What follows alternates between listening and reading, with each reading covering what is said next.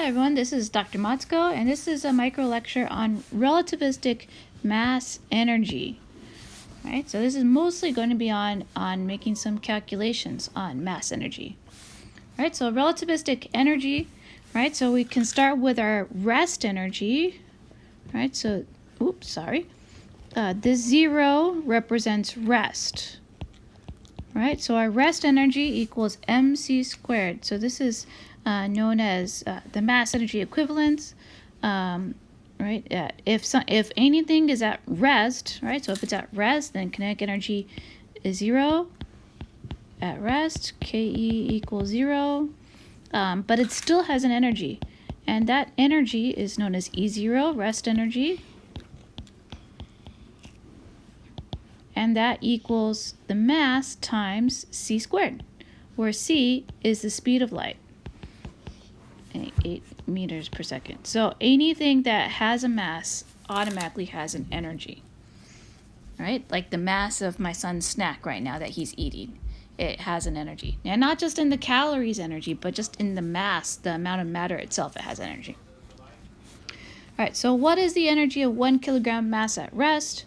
All right, so what is E naught? So we got 1 kilogram. Let's see, c squared. So 3 times 10 to the 8 meters per second squared. Ignore that. Okay, let's do. And so type it in. 3e8 squared. We get, as expected, 9 times 10 to the 16th.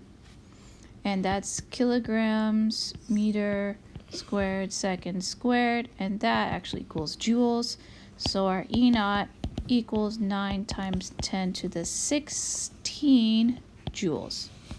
Huge. That's a huge amount of joules that's in 1 kilogram of anything. So if you have maybe a book is about 1 kilogram, and it has 9 to 10 to 16 joules.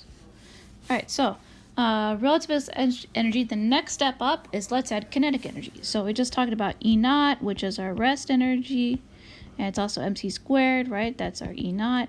And now we're going to add kinetic, right? So your total energy, right, just assuming that potential energy is 0, your total energy is going to be your rest energy plus your kinetic energy, right? So that's hopefully nothing too crazy for you guys right now. E naught equals K, right?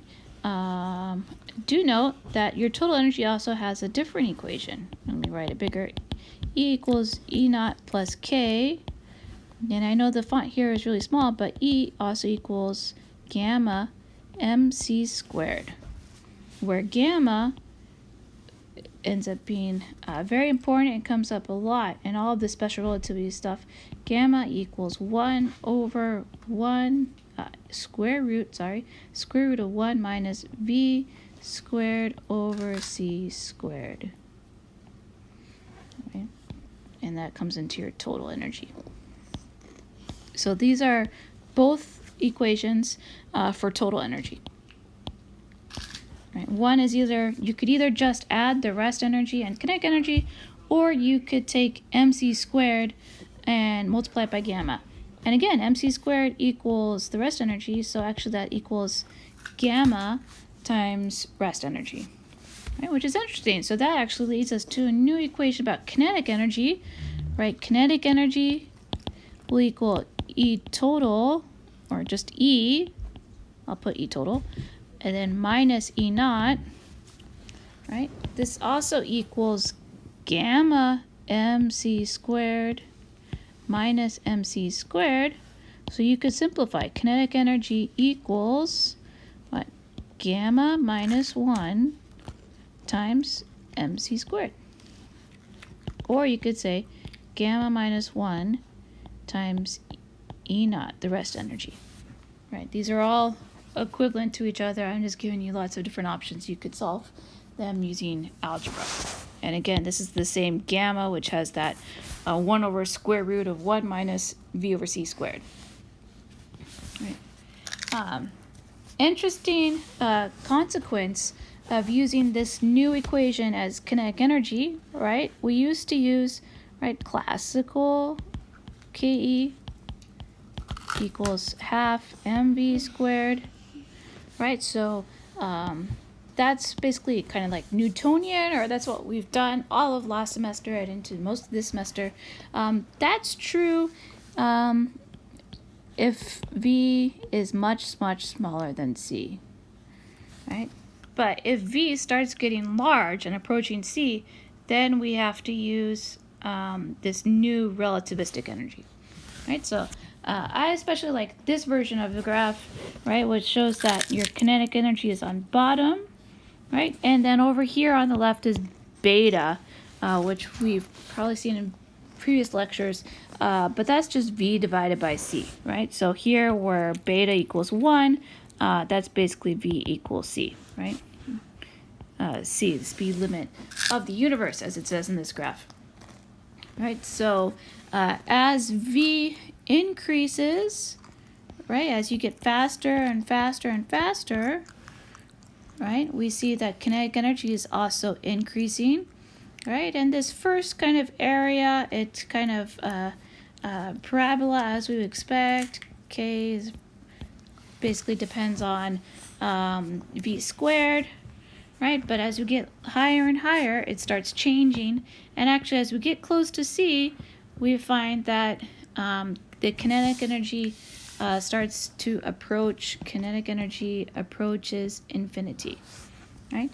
In order for V to equal C, then kinetic energy must be infinite, right? So as V increases, our kinetic energy is increasing.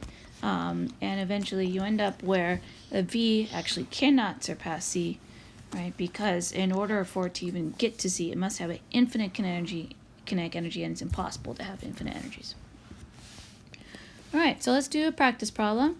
Okay, determine the speed at which the kinetic energy of an electron is equal to twice its rest energy. And I give you the rest energy. All right, so I'm telling you E naught equals 0.511 mega electron volts. And we're looking for V. V equals question mark. And we know that K equals twice the rest energy, right? Twice its rest energy. Right? So we know K equals 2 E naught. We know E naught equals 0.511. And V equals question mark. All right, so how are we going to find question mark? Well, we have another equation, so that's what we're given. We have an equation for K equals gamma minus 1 E naught. Right? That's from, that's another version of this equations, right? And so that's our equation for K, and we're given that K equals 2 E naught. We can combine those together, and we could say we're given that 2 equals gamma minus 1. And if that's the case, we know gamma equals, let's see, put that over there, and we get 3. Gamma equals 3. All right, so we can reword this question. If gamma equals 3, then V equals question mark. Well, we have gamma equals 1 divided by square root 1 minus V over C squared. We set that equal to 3. And so we get 1/3 equals square root 1 minus V over C squared.